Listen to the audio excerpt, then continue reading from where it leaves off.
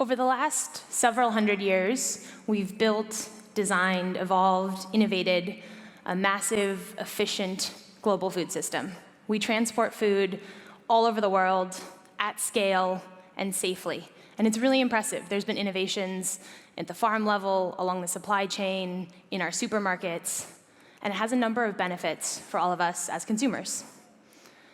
You can get pretty much any flavor you want, any fruit you want, anytime, all year round.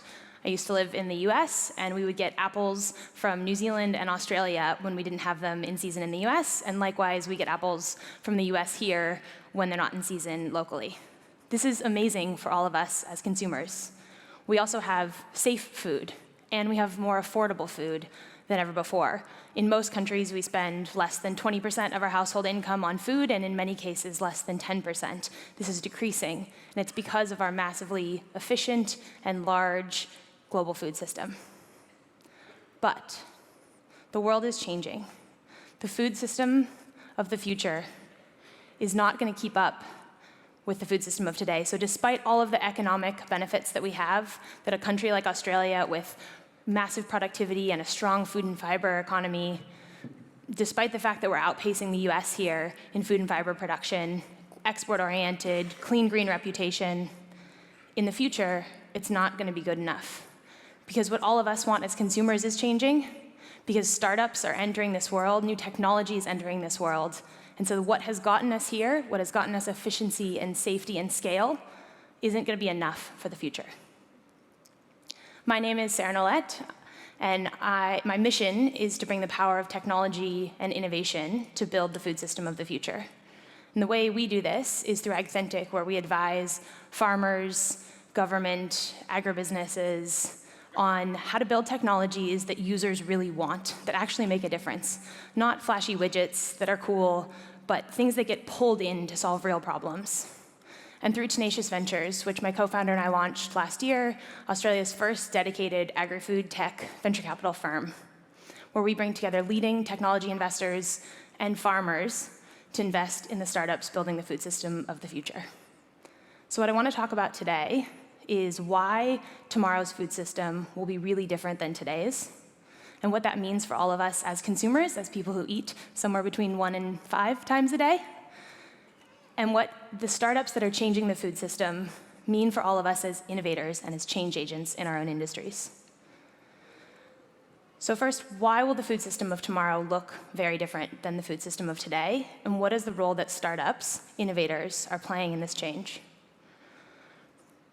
Might not be surprising that the population is growing, that we have to feed many more people in the future than we have to feed today. It's not just more people. Where we live is going to be different, how much money we have is going to be different, and our demands are going to be different. And this is putting intense pressure on our food and agriculture supply chains. We also have new constraints. You guys would know here in Australia about the drought and the flooding up in Queensland. With climate change and other natural resource pressures, farmers are under intense scrutiny and pressure to produce more and to do it with less. And now if we just had the population growing and changing and these constraints, it probably would be okay to take this approach of get more efficient, go to more scale. But these aren't the only things that are causing the food system to change these days. We all as consumers want very different things from our food system than we ever have before. And as medical professionals, we do as well, right? We want food to be healthier and to play a role in how we care for patients and each other.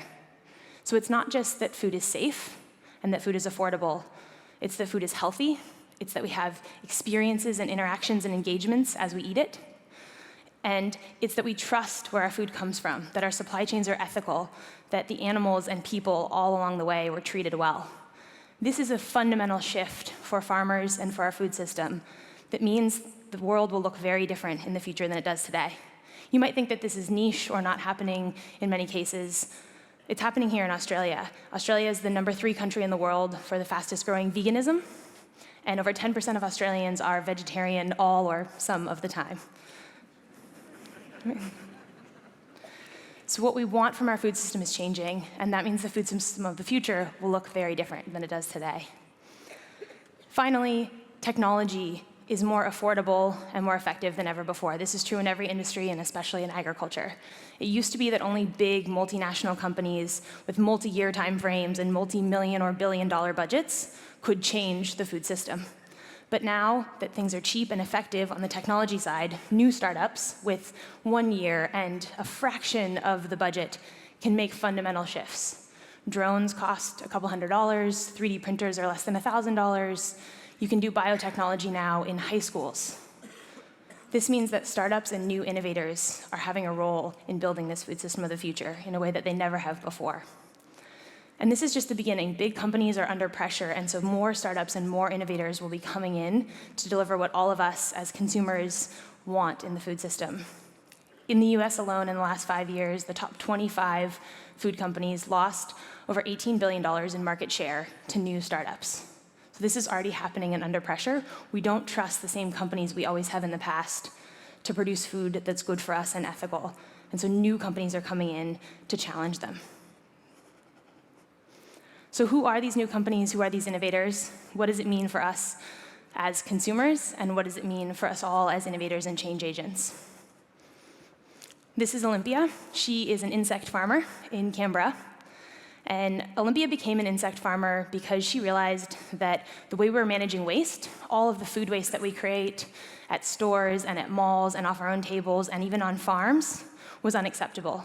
And all that food waste could be consumed by insects that could be a high-protein product for all of us as consumers and for livestock like chicken and fish that we would then eat.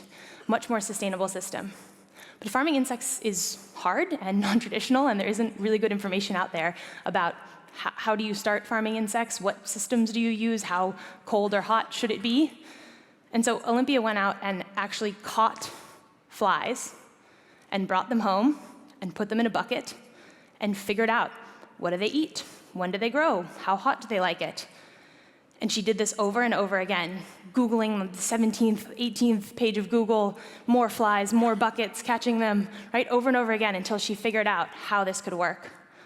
Now, Olympia's since then raised over $1 million from some of the leading technology investors in Australia. She has an automated robotic shipping container system to manage these insects. And it's this relentless passion, it's this belief that so strongly that what change I want to see in the world needs to exist, and I'm going to go out and do whatever it takes to create this change that is so powerful for all of us as innovators, and that Olympia exemplifies. And her innovation also means for us as consumers that we'll have less waste in our food system, that we'll have more protein, and that we'll have really cool, interesting eating experiences. I don't know if you've ever tried mealworms, but they kind of taste like popcorn, actually.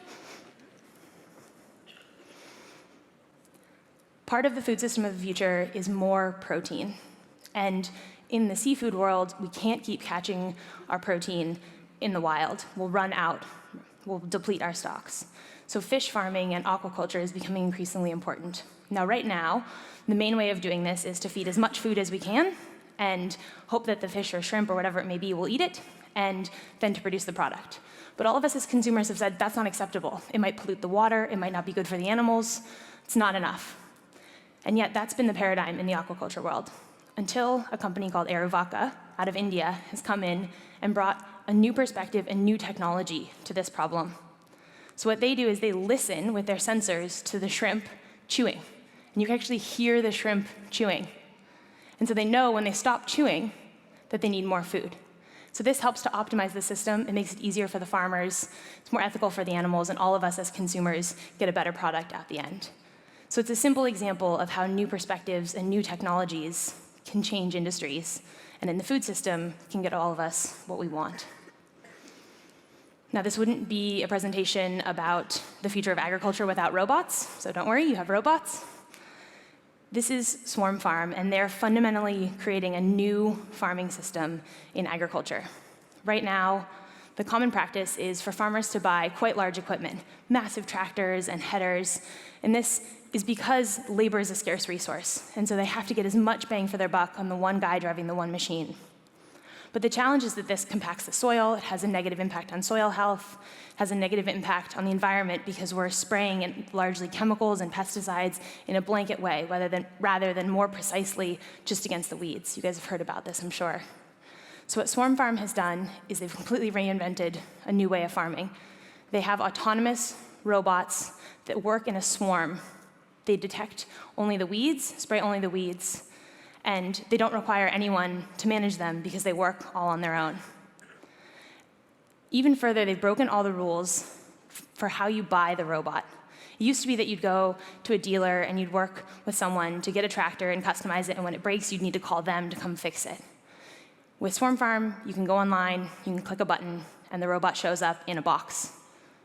You can take it out of the box, put it together, and pretty much with any tools most farmers would have on the farm, they can fix the robots because all of them are modularized.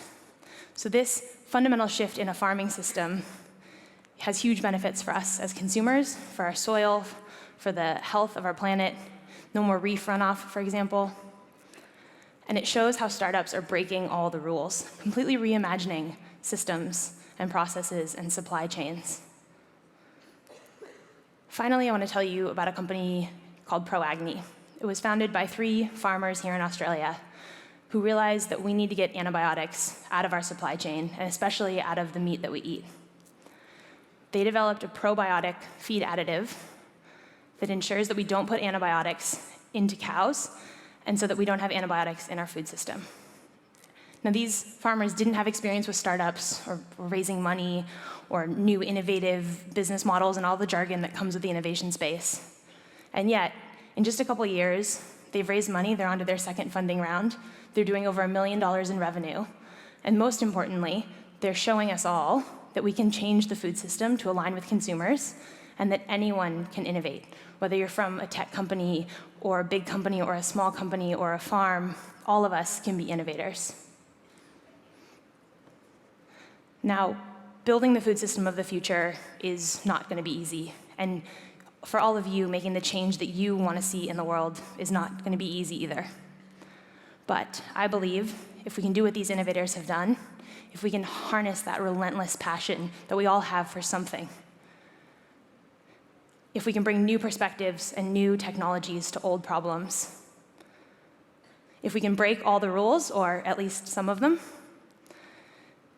and if we can remember that anyone can be an innovator and empower others to innovate, because innovation and entrepreneurship is a mindset, not a skill set, and all of us have it within us, and we can all empower it in each other.